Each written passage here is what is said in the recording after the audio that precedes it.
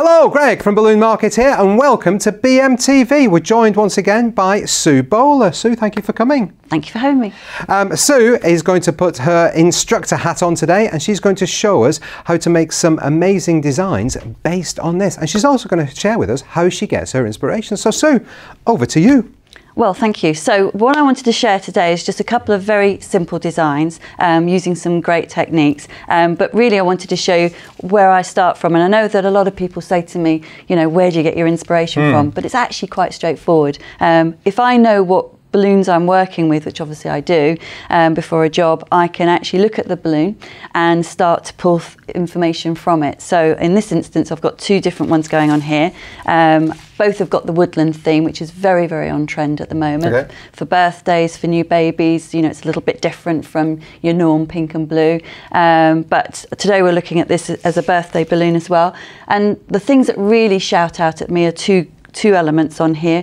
One is the toadstool, so you've got the toadstool on here and on here, and also you've got the caterpillar as well. Obviously you've got flowers and you've got butterflies, but I figured that today we'll just look at two of these elements. Okay. So we're going to start off by recreating the caterpillar. Okay. So I'll just move these out of the way. I'll get rid of this actually. The caterpillar actually was one of the first designs that I really worked on, so it's probably one of my old friends. And what I mean by that is when I recreate a design that I've made lots of times before, as I'm building it, it's like seeing a friend coming back to me. It's really very interesting. All right. So, you know, and making people smile from balloons is just such a phenomenal achievement. So we can really do that. I think that's what balloons are for. They create joy and happiness. They absolutely do. So we're going to work with 5-inch lime green balloons. Okay. And we need to, with this technique, we're going to do something called an apple twist.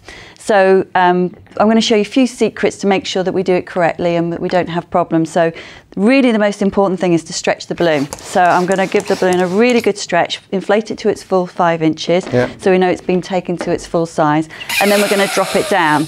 Now, what I'd like to do is, because I'm creating lots of the same sort of size, I want to sort of measure them as I go. So we could use a sizing box for that. We could use like a pump measure, or we can eye size it for a specific size that we're working to. So I'm going to use this as a gauge, and that's going to help me do that. I'm just going to put a little bit of air back in that one. So, but I know that the balloon is really soft, and that's why I pre-inflated it. If I hadn't have done that, the balloon would still be quite firm, and that will cause us problems. So that's the first trick. So the balloon's got to be really nice and soft. The second little tip is that when we knot it, we're actually going to knot it as close as we can to the lip end, the roll end. Okay. And so we've got a very strange looking balloon here, but we need the length on the neck to be able to push inside. I see. Okay. Otherwise, again, we've got a potential of the balloon popping. Now we're going to make 2 connection points onto our balloon. So we're going to take 160Q, which is easy enough to work with, and we're just going to cut that in half because we don't need a full length balloon. And we're going to start off by making a cinch knot. So we just fold the balloon in half, and then we're just going to use our thumb and our finger, roll it over and make 2 loops. And that's going to give us that cinch knot. And then all we do is just connect that to that side of the balloon, again at the very end. So we've got a nice strong connection point. So we can do that easily on our own. The other great thing about a cinch knot is when we use it, the more we pull on it, the tighter it stays. So we don't have to stand there and knot it and get all mixed up. So just take your thumb and your finger and you just push the knot into the center, and you'll see it appear on the other side. Grab that knot, twist the balloon round 1, 2, 3 times, take the other half of your 160 and you wrap it round 1, 2, 3, maybe even 4 times. And then just pure gravity will hold that in position, and now you've got a connection on either side. So that is a traditional apple twist. Often you'll find people don't use a double connection point. It's only because I want to join these cells together. You're always going to need one to stop it from coming out. If I'm going to connect it to the base, then that's fine. But if I don't need a connection here, I wouldn't need to do one at the beginning. Yeah, so you don't do the one on the neck? No, you wouldn't do it, just do it afterwards. Okay, so I'm just going to quickly show you that again, because I've got one already prepared here just to make sure everyone can see that. So you make sure you've stretched the balloon, you've connected that. You simply just pull it in, grab it, stretch it as you go 1, 2, 3, and take your other half, which I have got prepared here, and you just stretch it around 1, 2, 3, maybe even 4 times, and then just give it a little push, and you know that that's nice. I reckon even I could do that. I'm sure you probably could. I'm not going to. I reckon I could. Okay, so I've already prepared my sections for my caterpillar, and now I'm going to connect them together. So this is where you'll know if you've done it tightly enough, because if you haven't, because you're going to put a lot of pressure on this to connect them. So I'm going to take my 2 parts of the balloon on both sides, and I'm pulling it really tight at this point and wrapping it round, and then I'm going to knot it like so. And I like to trim away all the excess as I go. So I'm not showing any of my mechanics. If you feel those, how tightly they are connected, that's again another mistake that people make. They don't tie them tightly together. So when they actually finish off the design, it doesn't look good. It will just all fall apart. Does it matter which end you're doing them? So you can just do them either way. So I'm just going to keep connecting, stretching them as I go. Always double knot it. And you might find that your position of your apple twist moves. So for example here, I can see it's sort of narrower here and fuller here. That's just a very easy fix. And in some cases it's actually really nice to have them slightly odd, because that's the nature of what we're doing really. So I'm just going to keep connecting this. So we could use this technique for lots of things. You know, we could use it for maybe the trunk of an elephant, for an arm, for a leg of a design of a little character. I've seen them used on clowns before. So there's lots of different applications for this technique.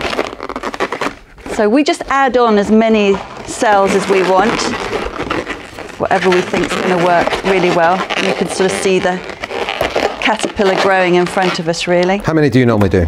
Well, it depends. They vary because I make different shapes. So you'll see in a minute that, you know, I'll gauge it as I go. I'm going to add this one up. I think probably this is going to be enough.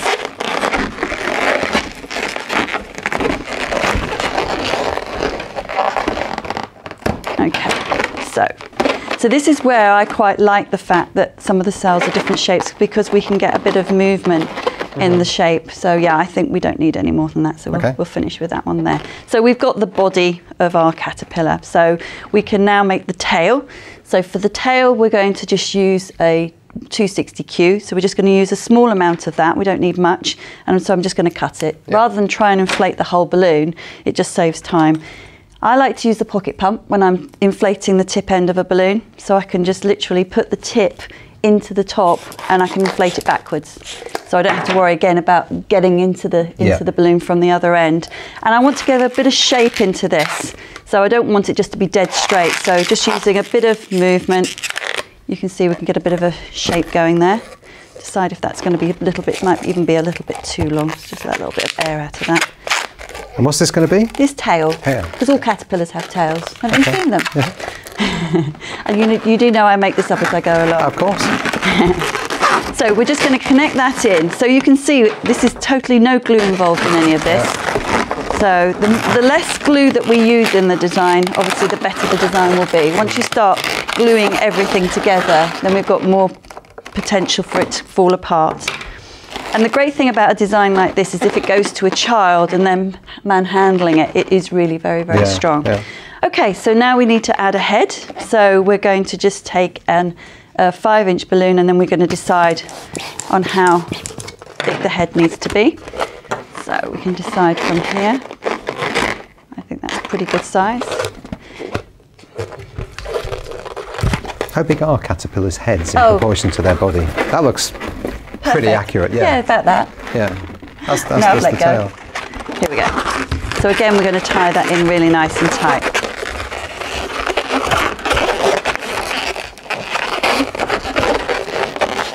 Just going to trim that off. So there we go. And I'm just going to push that in just to make sure that we can't see any of the connection points. So what I quite like to do with my caterpillars is have them sort of, you know, when the caterpillar moves, this has this sort of shape. So I want to get it move, have sort of a little bit of shaping. So to do that, I'm going to use some weights. Okay. These are water weights, very small ones, still double stuffed. That's really important because they're really very strong. So we're going to make them nice and small, and we're just going to tie them together. So you could use water or sand, but water works very well for this. Do you prefer water or sand? It depends on what I'm doing. Because Mark always says he prefers, did he say he prefers sand? I think it's sand, although we use water here because we didn't have any sand. Right. So that worked quite well. It depends. Often when I'm teaching, we don't have much option. We have to use water because of limitations of having sand anywhere. I like sand because if I'm making a centerpiece, if I put sand into a balloon, and I've got some sand in a weight for later, you'll see you can squish it down and it will sit really nice and flat. However, water has a nice property because when you put it into a design, it actually gives it a little bit of bounce. So it really depends on what you're trying to achieve. Okay. So we've now got to find the best position for putting in our little feet. So we're just going to slide those into the design and work out. Tipping him rather forward, a bit more forward than I want to. Let's try the next one. So you just experiment, you just try different positions to see what works. Decide on where you think the nicest position is that you're going to get. There you go. See? So literally, so it completely balances and it will sit neatly. And then from there, you can decide, because that's the great thing is that they just slide. You don't want these to be glued together, but you need to find your position first because now you're going to put the personality onto the face of the balloon. So this is where your art skills come in, or not, as the case may be. So you have to decide: are you going to draw your face on, or are you going to use accessories that you can get? So I've got several different things here that we could use. So we've got little wibbly eyes. They're great for something like this, and they're very inexpensive and they work very, very well.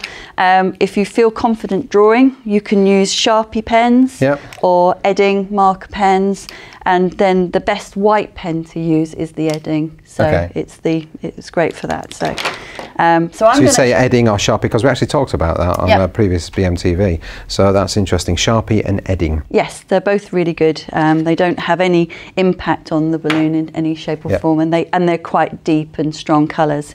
Okay. So I'm actually going to use the eyes because I'm not going to chance my drawing skills today. I am going to draw a little mouth on, but that's about it. So I need to stick those actually onto the balloon. I personally, if I'm adding any accessories onto my designs, will always use Balloon Bond, which is one of my favourite tapes, because it's instant stick and it's as strong as anything. If I want to stick two latex balloons together, I'll always use Balloon Bond. So a little tip that somebody showed me the other day is that you actually do have a dispenser. I know, that's amazing. I didn't know that. I know. It's been hidden to me as well. So we're going to use the dispenser and we're just going to cut a couple of little pieces off. I know who shared that tip as well with Sue. Yes. Shall I tell them? Yes, tell them. It was Keith and Dom, of course. They know everything. So we're just going to take the backing off, and what I like to do is just put it onto the eye, and it's hanging over a little bit. That's fine. I'm just going to peel it off and then flip over the excess. Okay. So I don't worry about trimming it off at all. Because it's two-sided, it doesn't really matter. Exactly. And I'm going to work with the balloon facing me because obviously I can see this. If I try and do it this way, I'm going to make a So even though these have these got self-adhesive or not? No, these ones don't. Okay. No. So if they were self-adhesive, but even then, you know, often I would add Balloon Bond on because Balloon Bond we know works so well on balloons, and a lot of other tapes don't. So you don't want them to be affected, and the trouble is that all glues and tapes are affected by temperature. So you know, in the summer it's pretty good because obviously everything becomes rock hard, but in the winter time the chances are that we'll use a tape or a glue, and it's lovely and warm where we're working in our studio or our shops, and then we go outside and it gets cold and they all fall apart. So we don't want to do that. So going to give all my little characters have a lovely smiley face. So I'm just going to use my Sharpie here, and I'm just going to position it so I can draw a little face on. Now we have to be really careful when we come to drawing onto balloons because the face is the focal point, and if we make a mess of it then we've got to start again. So you know, do take your time and you know, make sure you're happy with the results. So I'm just going to very simply, I'm going to do the smallest little mouth. Okay, very easy. Oh, he looks like a friendly caterpillar. He is a friendly caterpillar. So yes, we're going to use that. I can see the neck of one of my balloons down here from the weight. I'm actually going to trim that off because things like that really bother me. Okay. I'm a bit of an attention to detail girl. Are they special scissors? Sorry, I've just noticed your scissors. Are they sort of blunter at the end? I use floristry scissors. Ah, okay. And yes, they're rounded at the end, but the other thing is that they do they're serrated, or my other ones, I've got different styles of flourish ones. Some of them have wire cutters in them, which are really good when I'm working with, you know, fantasy flowers and things like that. But yeah, these are great. They're completely blunt. But I do also have a sharp pair if I'm cutting ribbons, because invariably these are absolutely terrible for cutting ribbons. If we want to add other accessories, features onto here, so it could be a nose, there are different techniques that we can use, but we could use, to make it nice and simple for today, we could use something like balloon bond. Not my favourite thing to do is to add a feature like that, because it can come off in, as I said, a different temperature. So there are other techniques which I'll sort of briefly talk about later, but I'm going to show you sticking on a nose with balloon bond. So we're going to use the very tip of a 160Q. Again, we're going to use our pocket pump. So we're using the very tip of a balloon, and we're just going to twist it. So we just want the tiniest little bubble for this, and we're just going to put a small single knot into this and push that knot up as high as we can. Then we're just going to trim off the excess. This is where I really should have my glasses on, because it's all getting very, very small for detail. Just going to take a little bit of my balloon bond. I think a lot of people view balloon bond and stretchy balloon tape as being very expensive, which it is. However, you use the tiniest amount, and I can honestly tell you both tapes have been lifesavers for me on different jobs or classes that I've been teaching, where I've been doing something and I've needed to make a little repair or wanted to add something in. So they are perfectly great. So just the tiniest amount of balloon bond, and just going to stick it onto the face of my little guy here. Yeah, we like balloon bond and balloon tape. Yeah, so there we go. Oh, excellent. So there we go. Oh. We've got a little caterpillar there. He's had a bit to drink. There we go. And we can just arrange him however we like. Awesome. Yeah, very simple. Excellent. Yeah. Right, I think we need to look at a toadstool. We do. A little bit more technique involved in this. We're going to do something called distortion. Oh, yes. People have been excited about that. Okay, good. Well, this is quite a simple distortion, but you know, it's one to work on, and it will really help you understand the concept of what you're doing. We're going to start off. We're going to make, as I said, we're going to make a toadstool. So we're going to just start off with the stalk of the toadstool, and I'm going to use a 646 mocha brown for that. Obviously, depending on the style of toadstool you want to make, you can use different colours. So we're going to take our green pump, and we're going to, very similar to the apple twist. So it's actually called a tulip twist, and because it's in a modelling balloon rather than a round balloon. But again, we need to stretch the balloon to make sure it's easy to work with. So I'm going to inflate it bigger than I need it to be, to give it a nice bit of stretch. And then we're going to let a good puff of air out of this. And if we don't, we really can't do this technique. It's really difficult. Okay, so like I did before, we're going to knot it at the end. So we've got, because it's a modelling balloon rather than a round balloon, we've also got a lot more neck to work with here. And we're going to do the same thing. We're going to use a balloon. This time we're using a 260Q, and we're going to do exactly the same cinch knot, and we're going to add it. Probably not the easiest tulip twist you'll ever do because it's in a big balloon, but it's perfectly achievable. So we're going to push that in, and we have to push our fingers all the way through. So it's quite tough. So I've got my thumb, you can't see it, but my thumb is now picking up the end. So it's pulled it in from here. Do the same thing again. We twist it 2 or 3 times, making sure it's nice and tight, and we're going to use another balloon to knot that off. So it is exactly the same? Yeah. So it's just got a different technique name. Now we're not going to, can you imagine, you could actually use this as like a pumpkin, couldn't you? If it was an orange one, it could be a bit like a pumpkin. But we're going to remove this part. Now because it's not knotted, I actually do want to knot it because I don't want there to be any problems with it going down. So holding the end, release the air first, otherwise you're going to find it absolutely impossible to knot it. And we're going to knot it like so, make a nice tight knot, remove the excess balloon. And because this is such a long balloon, we can really push this right the way inside. Can you see the suction pulled that onto the table? But that's not really tucked inside there. Can't see it at all. So we've got a connection point here, which is where we're going to add the weights onto, and a connection point at the top for our actual toadstool top. So we'll start with the top bit now. So this is the distortion. So this is the bit. Want me to hold this? Yeah, I might find it easier. So this is the bit that people might find a little bit more difficult. So you decide on what colour balloon you're going to use. So the red and white polka dot is absolutely perfect for this, and it's the one that features, or one of the colours that features on the foil balloons. I'm going to start off by using a 260Q, and I'm just going to fold it in half and just slide it inside the 11-inch. Now I'm going to take my hand pump and inflate the 11-inch to half size.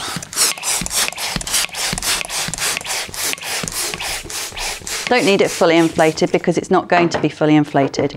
So you can see I've got the end and the opening still outside of the balloon. Yeah.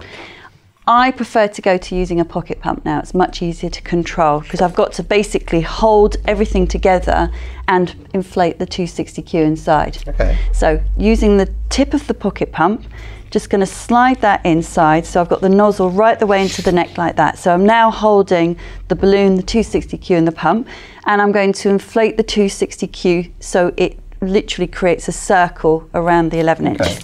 So a bit hard to see because it's red inside red, but you will at a point start seeing the balloon start to change shape. Trying to see if I can. Sometimes you can actually, when you're practicing this, it might be good to do it in a diamond clear. Yes. So you can actually see what's going on. But can you feel? You can see the rim of it there. Oh yeah, yeah. Yeah. So it's now started to form its shape around the balloon. Okay, I can see it here as well. Yeah. So I've got a nice shape going on here. So that's great. So what I need to do now is pull on both the ends, make sure that they are straight. I can actually let a little puff of air out like we should always do with a modelling balloon, and now I'm going to tie those end to end. So that's the 11-inch balloon we're here going down? Yeah, the 11-inch is trying to go down. But that doesn't matter? No, not at all. We need to just make sure the 260 is knotted inside. Now, this is one of the hardest parts. What we want to do is I'm going to just trim those off a little bit. What we want to do now is we want to reposition the neck from the edge to the middle. Okay. Because we want to attach it here, and obviously we don't want it like that. But you can see this great. This actual shaping is wonderful. Things like clown's feet and ears and all sorts of things. But we're going to change the positioning. So what I tend to do is I push and roll the balloon. So you can see the knot of the balloons there, and now the neck. So we can just now let the air out. Perfect. You see that? So we've now got that near enough in the centre. So our last bit of the distortion is to take an 11-inch, again in the red. We don't need the polka dot because you're not going to see it because it's going to go inside. We're just going to slide that into the middle. So it's perfectly in place. What do you use? What's that?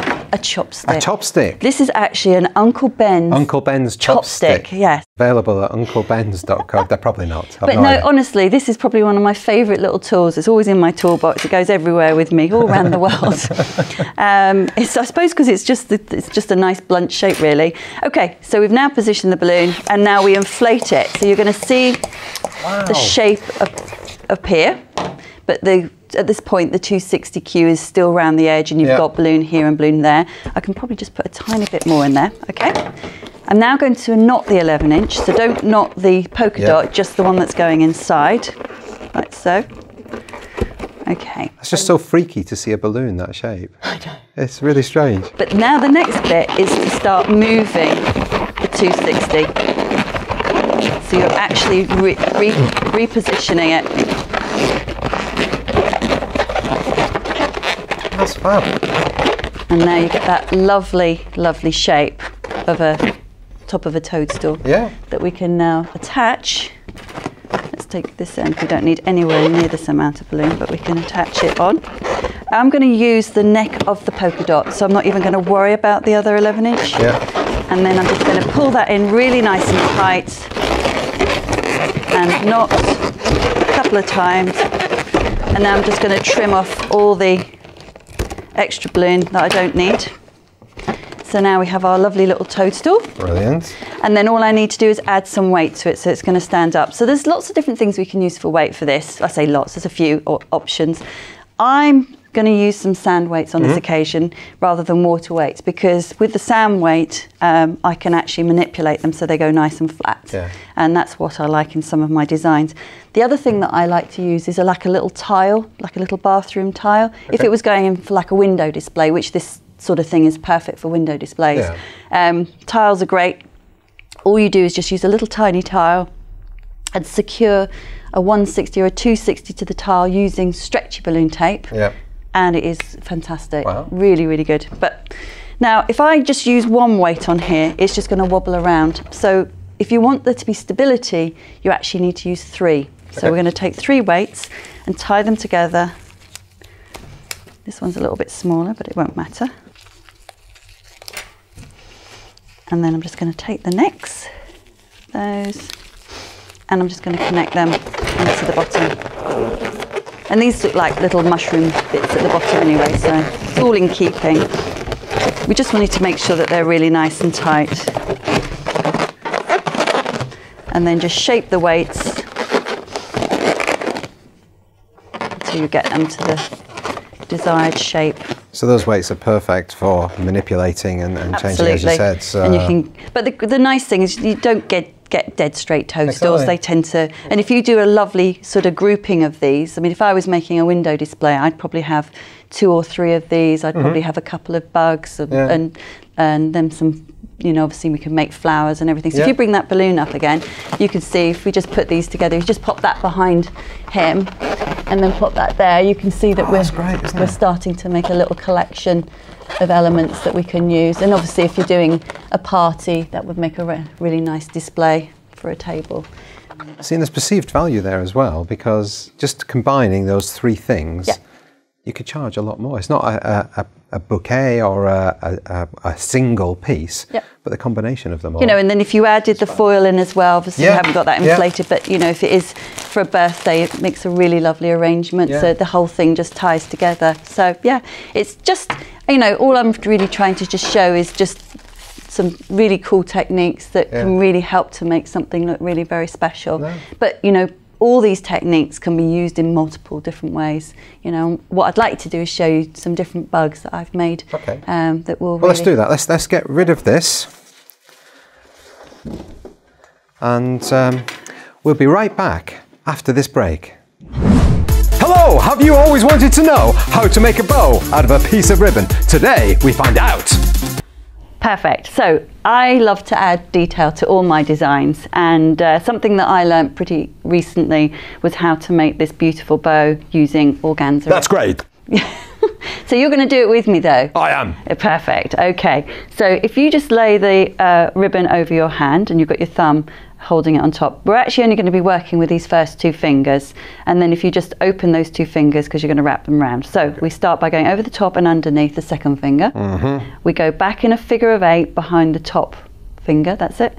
We work it back down into a figure of 8 under the second finger. Now this is the tricky bit. You keep your thumb in position and then take the ribbon over the top of your thumb, and you're going to just push it to the back. You're just going to feed it through the back so you can pull it out from there. Okay? So you've basically got it over your thumb, pulling it, and it's there. Yep. Good. Over the top.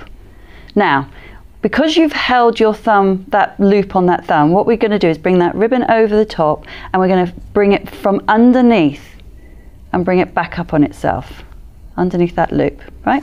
But you need to, once you've done that, good, you need to pull it tight. So bring it down, bring no, this way, towards you, no, bring it over the top. That's it, that's nice and tight. Okay, now you're going to just carefully take it off your fingers. That was great. You done it? Nearly. And then you have this beautiful little bow that will decorate any of your designs. Have you done it? Wow, I've done it, look. Oh, sorry, out of camera. Yeah, I've done it. I've done it. You have? Fantastic. And welcome back. So Sue, you've got some examples of how else you can use those same techniques that you've shown us there. So what have you got? Well, basically, you know, you might think, well, I'm not going to be making caterpillars every day, but actually there is lots of different occasions that you can make a little bug for. Yeah. So I've got my little bugs in a bag here, which obviously you can see have been geared up for new babies. Why do you call them that? Well, yes, we don't need to explain that one. But they're so simple to make. They are using a slightly smaller cell. So in fact, with the hand pump, I just did a single pump for these because obviously the size. We don't need to worry about weighting them because they're in the bag. They just sit beautifully in there. And I just make them tall enough so they're poking their heads out. Obviously, I complement them with the balloons that I'm trying to promote with them. On this one, it's obviously really simple, just says baby boy, and you know, you've got the sort of butterfly element on there, so it sort of follows through. And I've brought the colours through using pearl light blue, and I've used a little bit of the lime in the ribbon here just to bring the unity together, and the polka dot also works really well. So always looking for things that complement and unify a design, and the feather.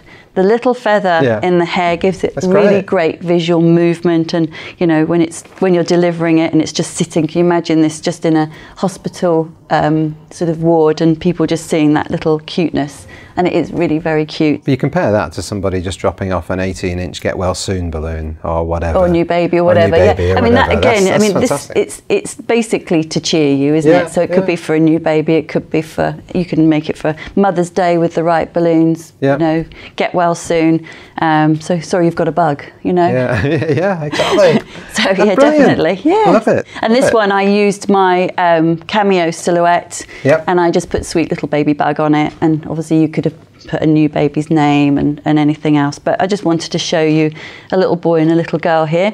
And then this is obviously my love bug, which is obviously very much something we could be using for Valentine's Day. Yes, Valentine's Day. Definitely. I don't know if you thought of that. And well, yeah. Okay. Love this balloon here, you know, the smiley face with the moustache.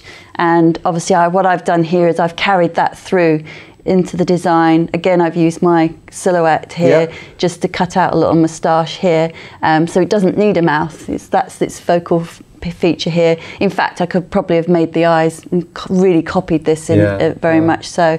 And then I've just taken a 4-inch heart and added a little message on there. And this time he's got little arms with the 160 Qs. The weighting on this is this is water weights, because I do like the fact that it gives a little bit of bounce and movement. So it's much, you know, more fun. And then he's got a little hat. So there are some techniques on here that I haven't shown you today, but they are, you know, you can easily learn those. Now, Sue, if anybody wanted to find out how to create more of your sort of work, is there anywhere they could find it? Funny you should ask me that. So yes, there is. I actually have a couple of DVDs, which this one, I have to confess, there are only a few left in the whole wide world, and I'm not planning on reprinting it. So I literally probably have about 5 of these left. So if anybody's interested, hurry. Yes, definitely. This one is my most recent one, and this one really does concentrate on everyday design. So this type of thing. So, you know, you're talking about bride and grooms that I've got on here. I've got 2 different versions. I've got birthday designs. I've got, you can see little babies, lots of different things. So every design teaches different techniques. So you might learn how to do simple hair, you'd learn how to do hats, you'd learn this amazing technique. This nose here, as you can see, is not glued. This is actually connected into the balloon. Wow. So, and this same here. I'm intrigued. So I don't like, as I said, I really don't like using glue. It's something that I've learned over the years, that, you know, glue is vulnerable, and if we get it wrong, it can destroy our design. With things like the eyes, with the balloon bond, it's absolutely fine because it's a flat element onto there. But with different things like that, then no, I prefer, if I can connect something into the balloon, which I can do, I'll use that. I'm intrigued. So where can we get hold of those? Okay, so if you are interested, you can purchase these through my website, which is www.suebowler.com. Quite easy to remember. Yep, and it's very easy. You know, and also what I haven't mentioned is, if you go to the Very Best Balloon blog, there are so many different designs on there as well. There's lots of different information, you know. we've talked about pricing and things like that. If people are struggling to understand how to do pricing, they can go to the blog, they can just go to the search bar and say, just put in pricing under the search, and they'll get all the different blogs that I've written that relate to that. And you know, I've got so many people saying that that's really helped them. So there's over 250 different blogs on lots of different subjects. So hopefully people will find it. And well, the latest one, I had a quick look at that. It's a very long one, but it's fantastic. It's all about how Qualitex balloons are made. How Qualitex balloons are made, and the extensive quality checks that they do along the way, that was by a guest blogger, Larry Moss, who recently visited one of our plants over in Canada, and I learnt so much from that as well, and just thought, wow, that's phenomenal. I mean, it is incredible. So yes, please come and read the blog, because a lot of work and passion goes into that as well. Yeah. All right, Sue, thank you. Oh, how much is that? Oh, right. So this one is £30 and this one is $35. This one lasts for too many hours. It's sort of nearly 4 hours. So that's a bargain training. It is. Oh, honestly, yes, you'll say. And also, once people buy it, I send them a whole load of resources to go with this one. Things that I couldn't get onto the DVD because I was told it had taken up too much space. So I've got PDF files of every design with all the sizing on there, the product lists, photographs and everything. So yeah, there's a lot of extra that goes with this one. Well worth it. Yes. Well worth it. Sue, thank you so much for coming in and showing us all this. It's been an absolute joy having you here again. And this is great. Let's put this back up here, complete it. But hopefully you've been inspired. We've got a question of the week to ask. Oh, we should do that. Let me get rid of this again. Question of the week. You get the opportunity to ask the question of the week. So what would you like to ask the Balloon Market TV Nation? They'll leave a comment below. Oh, that's what question? I've kind of sprung it on you, haven't I? You have, really. Which do you perceive to be the most popular seasonal event for balloons? Excellent question. So what's the most seasonal event for balloons? Thank you so much, Sue. Thank you to you out there. Thanks for watching. Thanks for subscribing. See you next time. Bye. Bye.